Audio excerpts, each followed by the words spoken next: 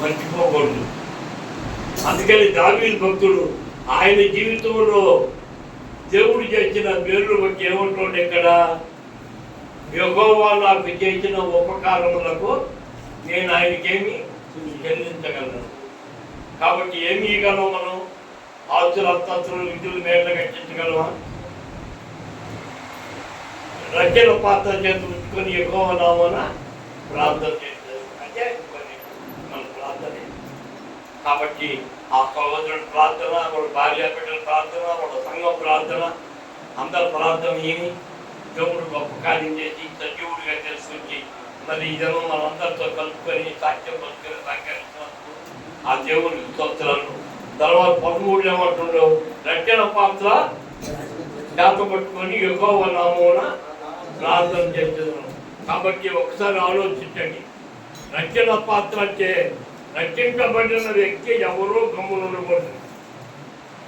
రక్షణ పొందిన వాళ్ళు ఎవరూ గమ్మునుండకూడదు. ప్రతి ఒక్కరూ దేవుని స్తుతించాలి, ఆనందించాలి. ఎందుకంటే తిన్నాము, హోటల్కి పోయి తిన్నాము, డబ్బులు ఇవ్వకుండా చూపుకుంటారా?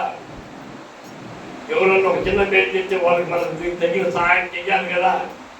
అట్లాగే మరి దేవుడు చేసిన మేలుకి ఉపకారాలకి మనం ఏం చేయాలంటే కృతజ్ఞతగా ఉండాలి.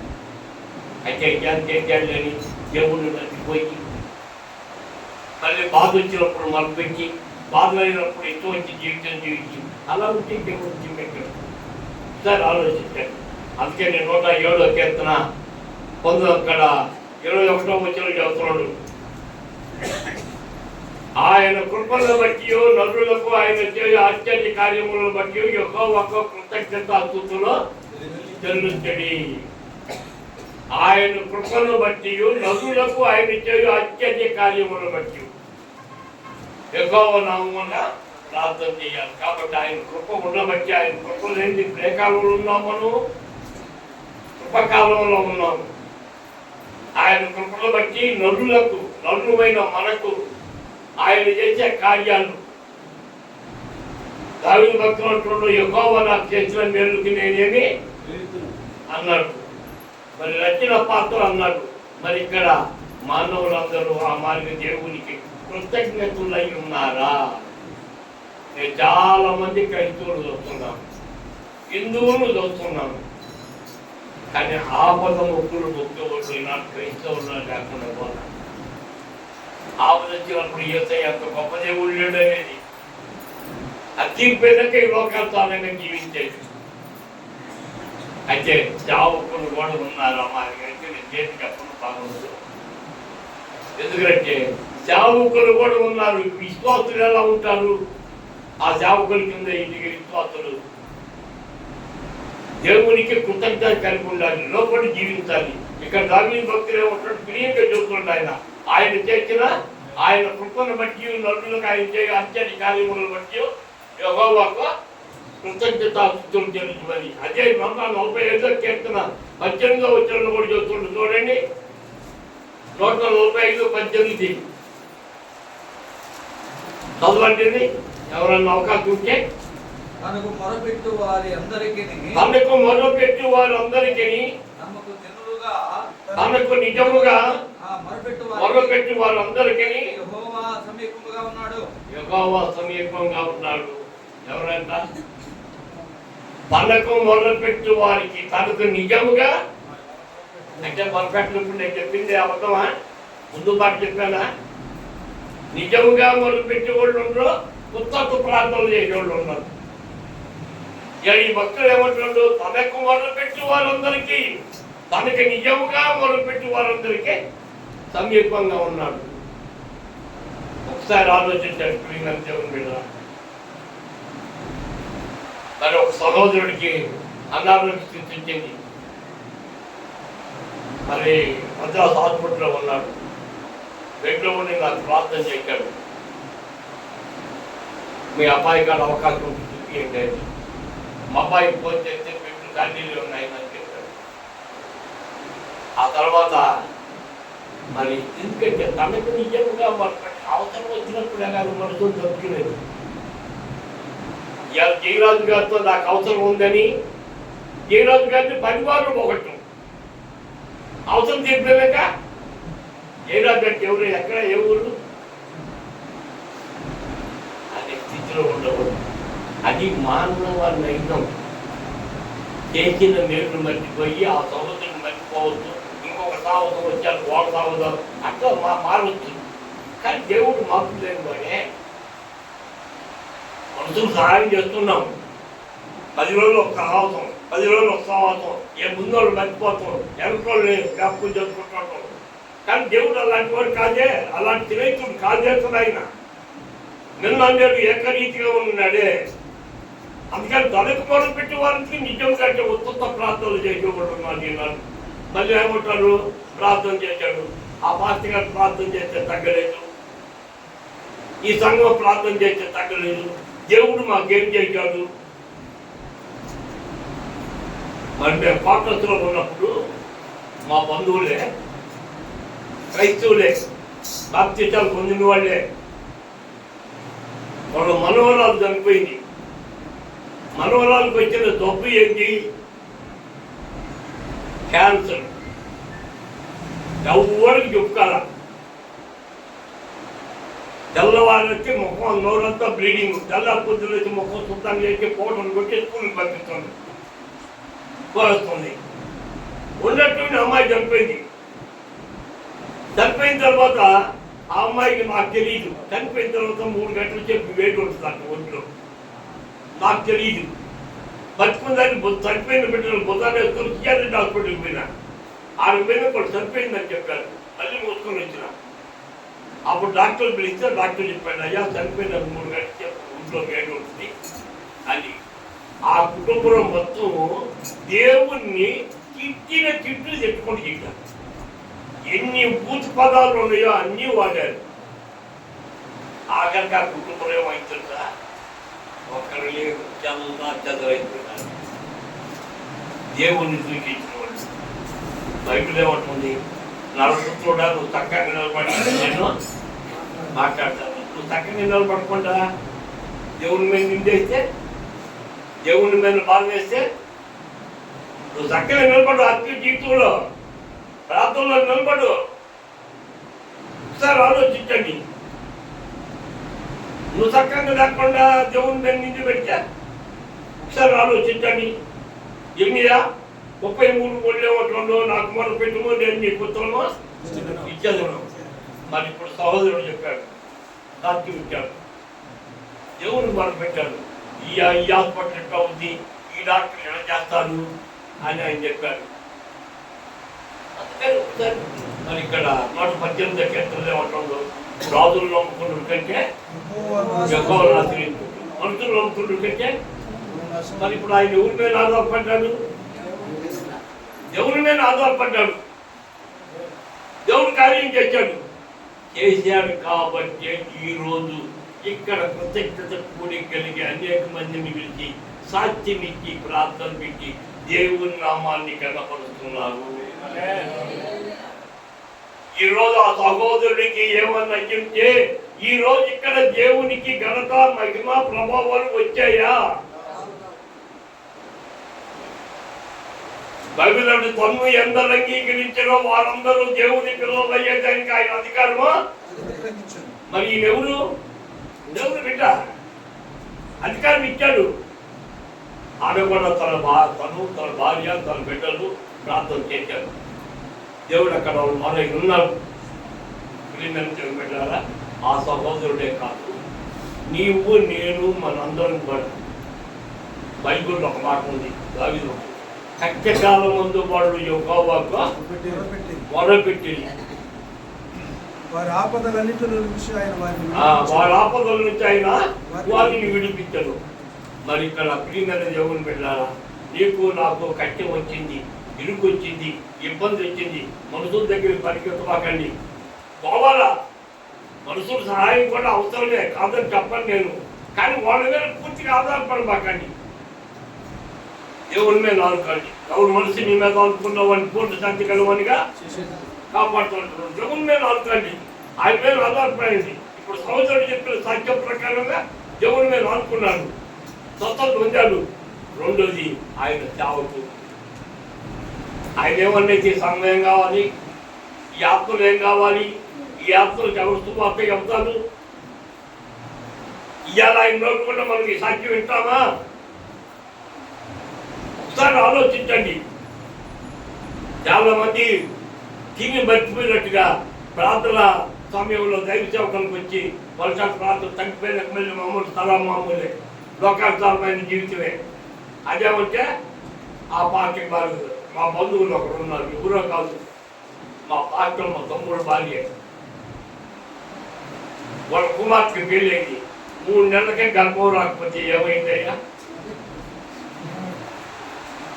కింద అయినా ఏమన్నా ఆ ఒంగోలు పాత్రలో పెట్టి పాత్రలు లాగా ఉందా? ప్రార్థన చేసేది మా అమ్మాయికి గర్భం రాలేదు. ఇంకా పాత్ర పెట్టు లేకుండా పాత్ర పెట్టోడు అయితే కదమ్మా, నీ ఎల్లుడు పెట్టాడు. పాత్ర పెట్టోడు అయితే గర్భాలు రాకుండా పోతాయా? నీ అల్లుడు పెట్టోడు అమ్మ అని చెప్పిన.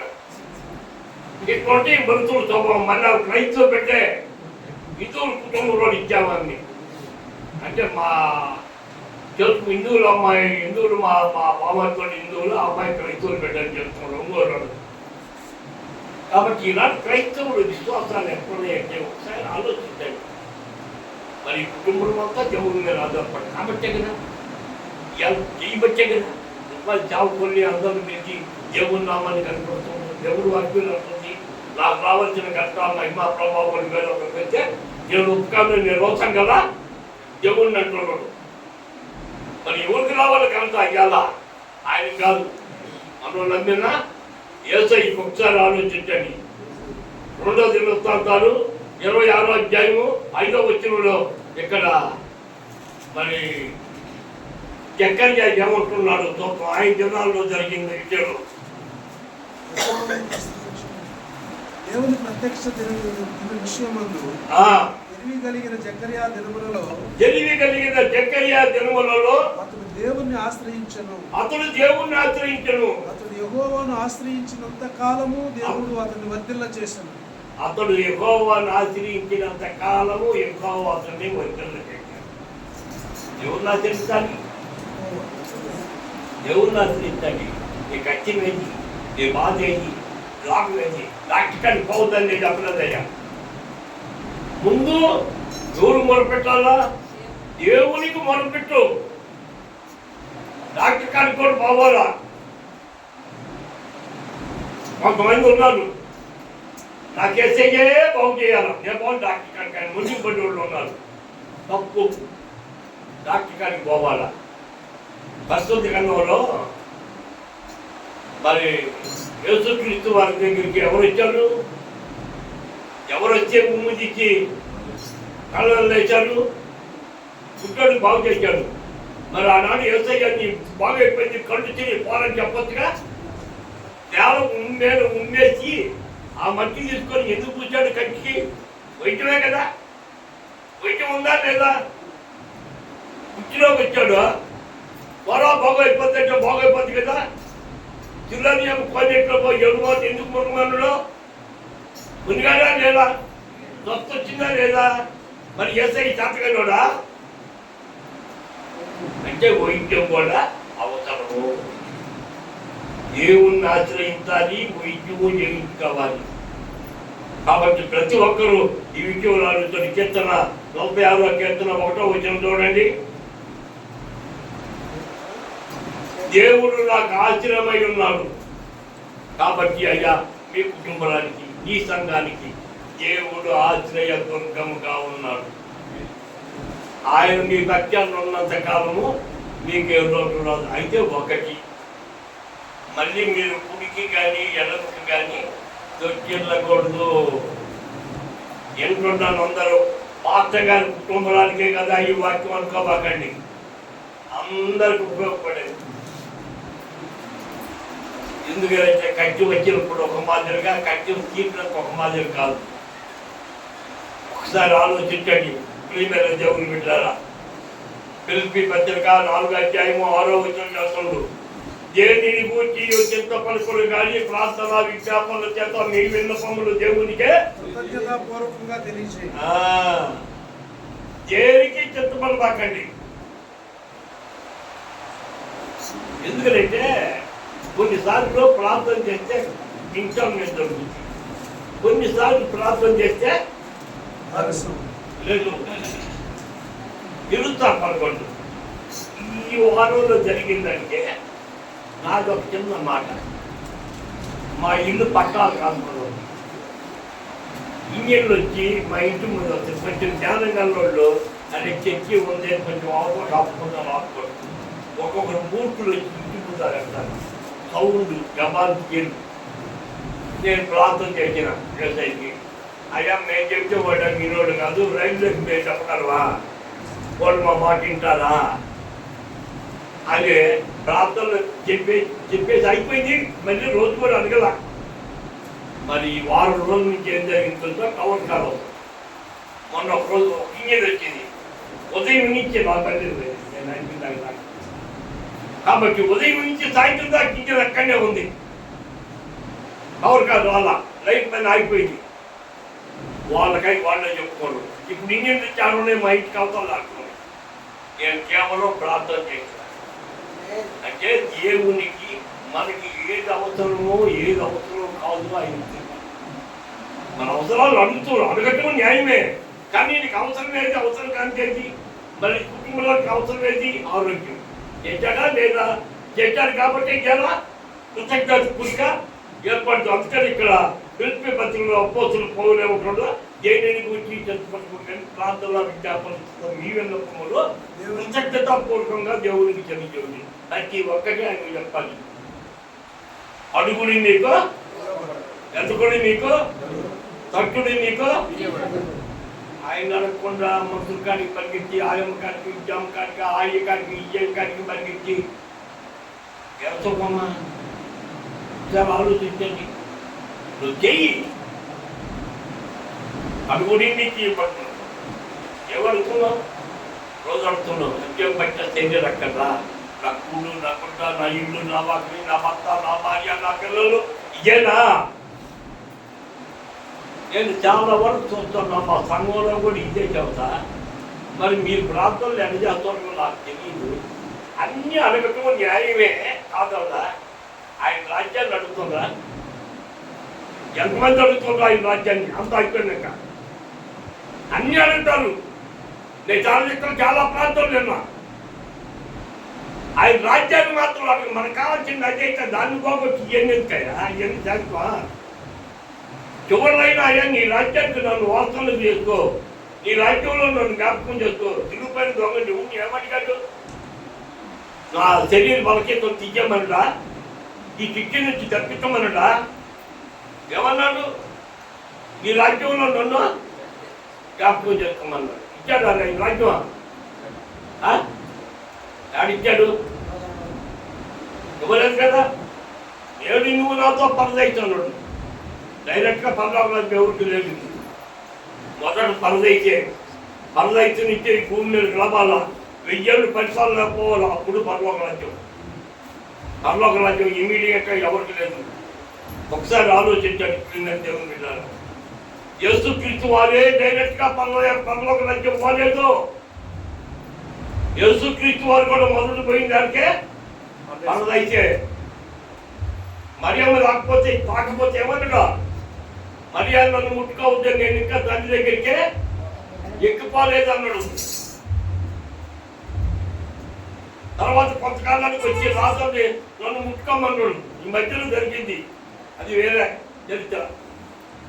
కానీ ఆ విషయాలు చెప్పింది. ఆ విషయాలు కొంతమంది నమ్ముతారు, కొంతమంది నమ్మలే. అది వాళ్ళ విశ్వాసాన్ని బట్టి. కాబట్టి ఒకసారి ఆలోచించండి. రోమా పత్రిక 1వ అధ్యాయం 8వ వచనంలోనండి, మీ విశ్వాసము సర్వలోకములకు ప్రచురము చేయుడి. ఈరోజు ఈ సహోదరుడు ఇందాక సాక్ష్యం ఇచ్చాడు. ఏం చేశాడు? సర్వజనులకి, సేవకులకి, విశ్వాసులకి ప్రచురము చేస్తుంది ఆయన విశ్వాసం. ఇదిగో యేసయ్య నాకు వ్యాధిగం చేసినాడు, ఈ లోక డాక్టర్ చూశాడు, నా యేసయ్య నన్ను బతికించాడు. కాబట్టి సాక్ష్యం, గొప్ప సాక్ష్యం. ఆయన ప్రజలందరూ తెలుస్తారు. ఎక్కువ ఇందాక నువ్వు బతుకు వాక్యం దొరుకును, యెహోవా నా చేతిలో ఉపకారం ఉన్నది, నేను ఆయనకేమీ చెల్లించగలను. రక్షణ పాత్ర చేత ఉంచుకొని యెహోవా నామమున ప్రార్థన ఆయన ప్రజలందరూ ఎదుట ఈరోజు అయ్యా దేవుని ఆశీర్వాదం నేను, ఎందుకంటే ఆయన నామాన్ని ఇప్పుడు కనపరుస్తున్నావు, మహిమపరుస్తున్నావు. ఎందుకంటే ఆయన వాక్యం ఉంది, ఘనత మహిమ ప్రభావాలు నాకే రాదు, వేద ఒకరికి ఇచ్చే నేను ఒప్పుతాను, నేను మోసం గల దేవుడు. కాబట్టి ప్రతి ఒక్కదానికి ముందు దేవుణ్ణి పెట్టాలి. నేను ఉద్యోగం చేస్తున్నప్పుడు నాతోటి ఒక సహోదరుడు ఉద్యోగం చేస్తున్నాడు. నేను ప్రతి దానికంటే ఏంది మాట్లాడితే దేవుడు దేవుడు దేవుడు అంటావు, ఇంట్లో పడుకో దేవుడు అన్నం పెడతావు అని చెప్పి నేను చెప్పిన పువ్వు బట్టి ఇంట్లో పడుకోవటమా, ఇంట్లో ఎందుకు పడుకోవటము, పని చేసుకోవాలి కదా, కట్టుబడి పని చేసుకోవాలి కదా. నీ దేవుడు కాపాడుతూ మా దేవుడు కాపాడుతాడని చెప్పారు. మరి మీ ఇద్దరు స్నేహమే, అతను కాకి వేరు మా కాకి వేరు. కాబట్టి ఆఖరికి ఇద్దరు రైల్వే ఎంప్లాయీస్నే, ఇద్దరు రిటైర్డ్ అయిపోయినాం. నేను వాలెట్ ఇచ్చాను, అతను రిటైర్డ్ అయిపోయినాడు. సేవ చేయాలని నేను వాలెట్ ఉద్యోగం ముద్దలు రచించాను, ఆయన ఉంటాను. తర్వాత ఆయన మంచాలు పెడితే చూసే చిక్కులేదు. ఆయన మంచాలు పెడితే భార్య దోళ్ళ కొడుకు దోళ్ళ పోయిన నా కోట్లతో వెనకాలను వాళ్ళు వీళ్ళు పోయి అతనితే రొట్టె చేతులకి దమ్మ పెడుతున్నాడు. నాకు నీ మాటే కరెక్ట్.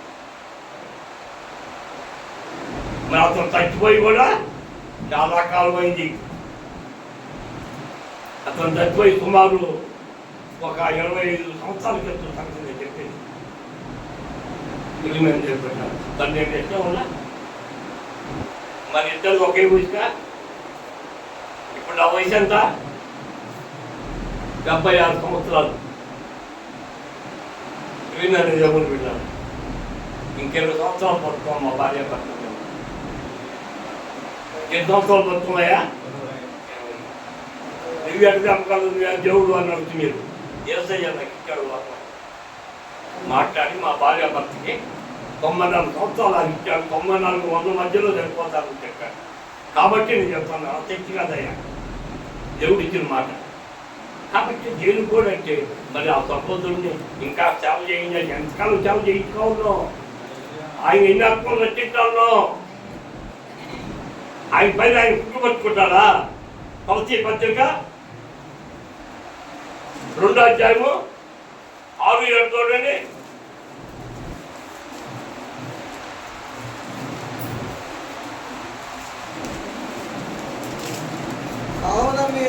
కావున మీరు ప్రభువైన క్రీస్తు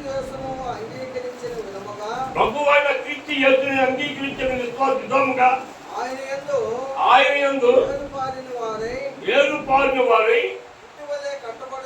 ఇంటి వలె కట్టబడుచు మీరు నేర్చుకున్న ప్రకారమున విశ్వాసమందు స్థిరపరచబడుచు కృతజ్ఞతాస్తుతులు చెల్లించుటయందు విస్తరించుచు. ఏం చేయాలయ్యా ఇక్కడ? విశ్వాసమునందు స్థిరపడాలి, గట్టిగా పట్టుకోవాలి, వదిలిపెట్టకూడదు. చెట్టెక్కినోడు కొమ్మ కాలు చెయ్యొద్దు, కాలు దాటిందనుకో ఒక చెయ్యి మీద పట్టుకున్నాను ఇప్పటి ఏమవుతుడు పడిపోతాడు. గట్టిగా పట్టుకోవాలి. ఉంటాడు నీ విశ్వాసాన్ని యేసయ్య నీకు ఇచ్చే ఆసక్తిని గట్టిగా పట్టుకో, వదిలిపెట్టమాక. సమస్తం ఆయన అప్పించు. నీ చిక్కు చింత యావత్తు ఆయన మీద అయ్యి. అదే కొలసీ పత్రిక 3వ అధ్యాయం 17వ వచనం 13. అదే కొలసీ 3:13. కృతజ్ఞతాస్తుతులు ఇప్పుడైనను ఎవడైనను తనకు హాని చేసినని ఒకడు అనుకుని ఎడల ఒకరికొకరు క్షమించుడి. ప్రభువు మిమ్మల్ని క్షమించలాగున క్షమించుడి. మీరును క్షమించుడి. ఏం చేయాలంటే ఇక్కడ ప్రార్థన యందు నిలకడగా ఉండి నీ తోటి సహోదరిని క్షమించటం నేర్చుకోండి. చెప్పించటం కాదు, దూషించటం కాదు. ఒకవేళ మీరు అనొచ్చు మనుషులు కూడా దూషిస్తున్నామో గుర్తుపెట్టుకోండి. మేము పైకి ఊరిని దూషిస్తూ ఎవరు మనుషులు కూడా అనుకోండి. కొనుక్కోకూడదు. ఒకసారి ఆలోచించండి. ఇంకా బైబిల్ క్షమించండి, అప్పుడు మీరు క్షమింపబడ్డాం. మనం చేసిందే ఇదిగయా తీసుకోవాలంటే ఇదిగయా పూలవాల. ఒకసారి ఆలోచించండి. అదే కొలసీ పత్రిక 4వ అధ్యాయము 2 నుంచి 4 వరకు చూస్తే ఇక్కడ ప్రార్థన యందు నిలకడగా ఉండుడి. మరి ఇప్పుడు దేవుడిని కుటుంబాలను చేసిన మేలుకి మీరు ఏం చేయాలి? దేవుడు మిమ్మల్ని ఎవడు చూడడు. మీ ఇల్లు వాకిలి ఆసుపత్రులు బిడ్డలు మేటలో బాగలేదు. ప్రార్థన ఏమి చేయటం ఉండాలంటే ఇక్కడ ప్రార్థన యందు నిలకడగా ఉండుడి. దొరికెళ్ళకూడదు. రోజుకి ఎన్నిసార్లు ప్రార్థన చేస్తున్నారు? ఇప్పుడు స్తోత్రాలు పుట్టులు ఉన్నాయి, స్తోత్రాలు కూడా చెల్లించవచ్చు. మరి మీరు ఎన్నిసార్లు ప్రార్థన చేస్తారో నాకు తెలియదు, కానీ నేనైతే ఉదయం, మధ్యాహ్నం 3 గంటలకి, రాత్రి 1000 స్తోత్రాలు చెల్లించి 3 సార్లు ప్రార్థన చేస్తాం. మా భార్య భర్త నేను ఇద్దరం మోకలు. మాకు 3వ వ్యక్తి ఆడుకో చేద్దాం. ఆయన పాత్రే మీ కంటికి కాంతాడు. ఆ అబ్బాయికి పాత్ర అని అంటారు. మీరు మధ్యాహ్నం పూట మెసేజ్ ఇస్తే సాయంత్రం పూట ఆయన మెసేజ్ ఇస్తారు, రాత్రి ఆయన మెసేజ్. ఇప్పుడు మాకు లెంకి డేస్ ప్రారంభమైంది. పోయిన బుధవారం కంటిన్యూ జరుగుతాయి. మరి గుడ్పడి తగ్గించే వరకు అన్ని కంటిన్యూ జరుగుతున్నాం. కాబట్టి ప్రియమైన దేవుడు పెట్టాలి. ఒకసారి ఆలోచించండి. ఇక్కడ నెహెమ్యా 13వ అధ్యాయం 14 చూడండి.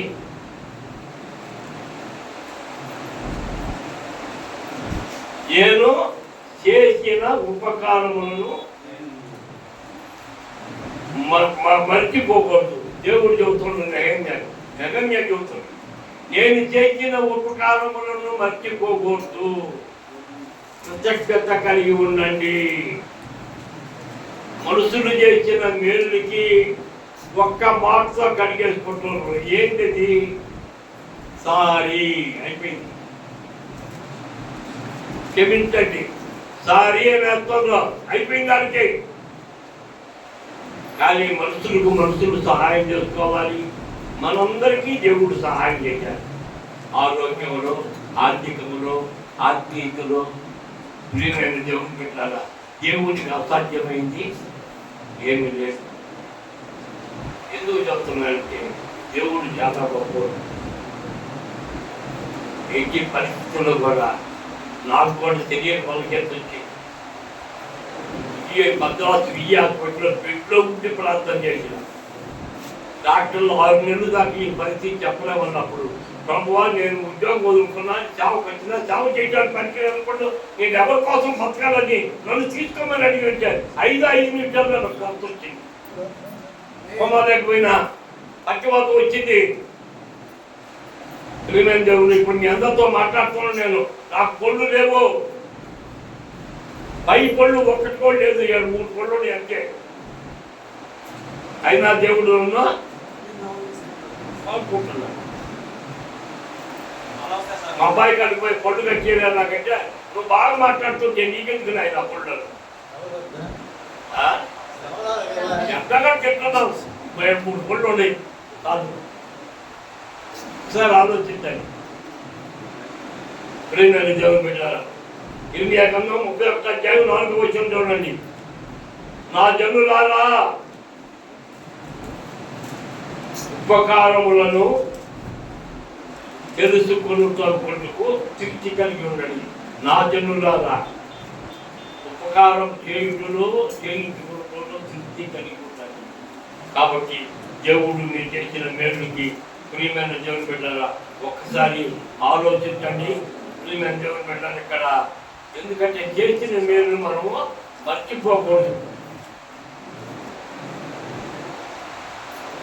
చూడండి, రోమా ఇంకో 2 గంటలు చెప్పి ముగిస్తాను. రోమా పత్రిక 1:8 మీ విశ్వాసము సర్వలోకములకు ప్రచురము చేయుడి యేసు క్రీస్తు నామములో. కాబట్టి ఈ సహోదరుడి పట్ల యోగు చేసిన గొప్ప కార్యానికి ఈరోజు అనేక మందిని పిలిచి అందరికీ తెలియపడుతున్నా.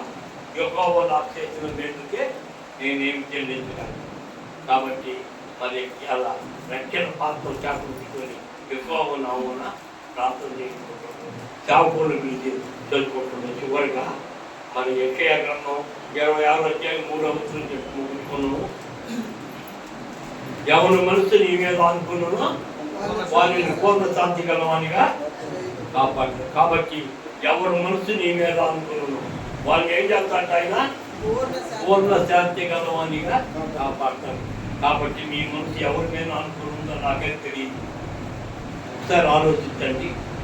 దేవుని మీద అనుకుని ఆయన మీద ఆధారపడి గణసాల మహిమ ప్రభావాలు ఆయన చూసి ఆ ప్రకారంగా సత్పడగా మనం చూస్తున్నాను.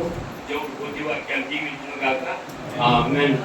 మనందరం దేవుడు జీవించును గాక. ఆమేన్.